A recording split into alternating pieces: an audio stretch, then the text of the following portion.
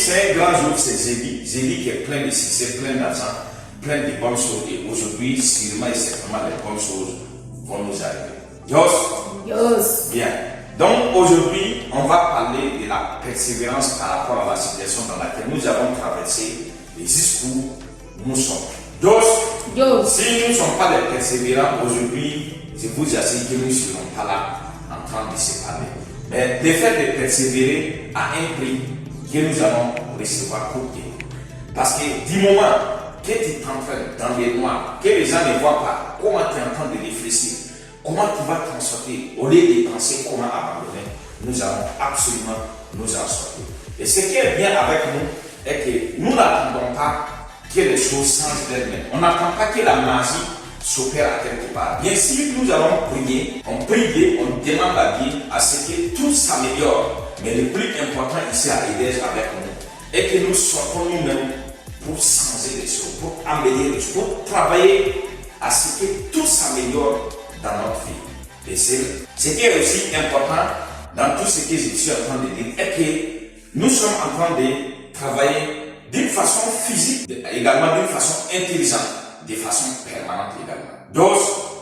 Ok.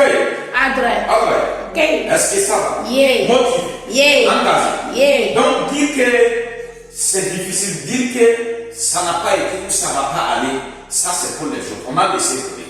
Pour nous, nous savons que pour avoir des biens, pour être les meilleurs, pour réussir, il y a toujours des obstacles. Si nous sommes sur les bons chemins.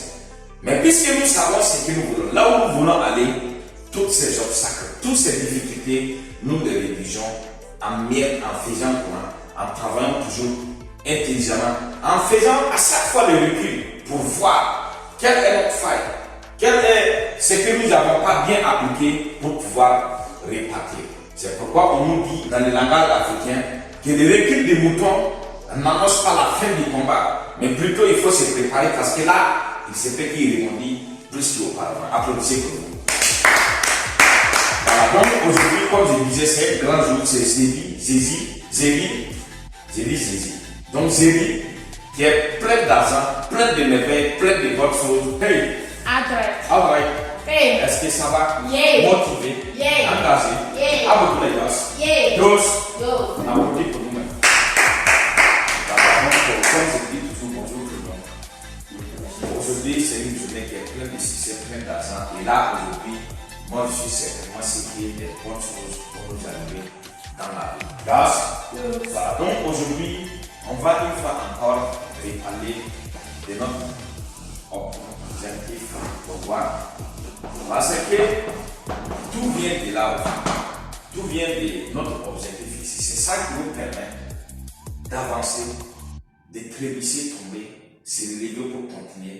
Et les gens vont croire que nous sommes insensibles aux douleurs, aux difficultés, aux essais que nous sommes en train de vivre.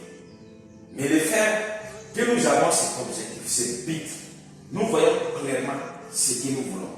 Et nous sommes concentrés rien que pour ça. C'est-à-dire, du moment que c'est ça qui est dans ta tête, les difficultés vont venir. D'ailleurs, les difficultés, ça ne va jamais finir jusqu'à ce que tu meurs. D'abord, on t'enterre. Ce n'est pas ce qui est là-bas, il n'y aura pas de difficultés. Donc, mais ici, tant qu'on vit et qu'on n'est pas mort, notre objectif ici va nous pousser à aller de l'avant. Que les gens viennent sortir pour nous dire que nous ne méritons pas ce qui nous arrive. Quel que soit ce que les gens vont dire, on va dire de garder ça pour eux parce que pour nous, on a un objectif à atteindre. On a un bugatti à acheter. On a des villas à construire. On a des châteaux à construire. On a des guettes privées à louer. Nous-mêmes, nous savons que ce n'est pas quelque chose de facile, ce n'est pas quelque chose d'aisé, mais nous savons que ça va arriver et ça arrivera.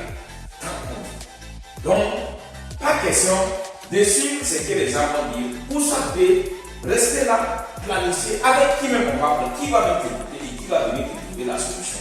Donc, toi-même, tu n'es pas prêt à t'aider. Pose-toi même la question dans le monde entier. Laisse même tes parents décrire. Il y a qui va t'aimer plus que toi-même? Qui viendrait faire exactement le travail que tu dois faire pour pouvoir évoluer comme toi? Personne au monde ne viendrait faire. Il n'y a personne qui se soucie de toi comme toi-même qui te soucie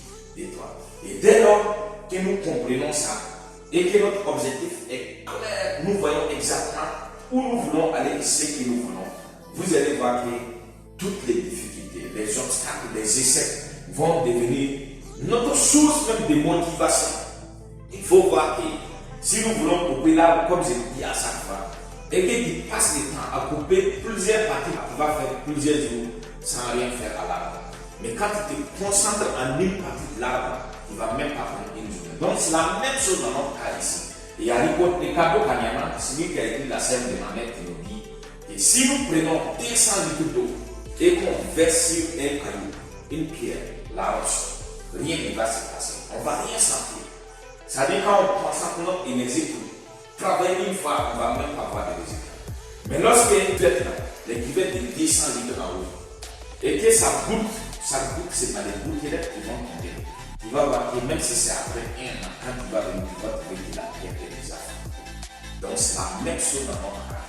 Le plus important, est-ce que tu sais exactement ce que tu veux. Quand tu sais exactement ce que tu veux, le reste, c'est de l'eau à boire. C'est même pas important parce que c'est à travers ça, c'est à base de tous ces essais, ces obstacles que tu crois, que tu ne crois pas. En tout cas, même tu te doutes de toi qui as envie de t'abandonner. Et c'est normal. Nous sommes des humains et nous réfléchissons. Et quand il y a des courage de pousser, c'est parce que ça marche. Mais dès lors que tu pousses, ça ne marche pas.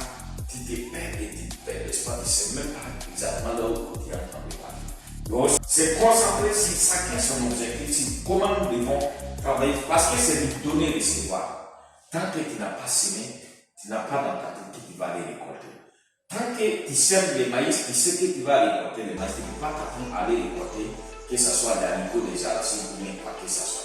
Donc c'est à base de ce que nous avons semé que nous allons récolter. Et moi je suis sûr et certain que les bonnes choses vont nous arriver aujourd'hui. Et à partir d'aujourd'hui, les jours à venir, c'est rien que les bonnes choses qui vont nous arriver. Et ce qui vient qui ne nous plaît pas, on va ouvrir une poubelle et le mettre directement dans la vie. La vie, à condition que nous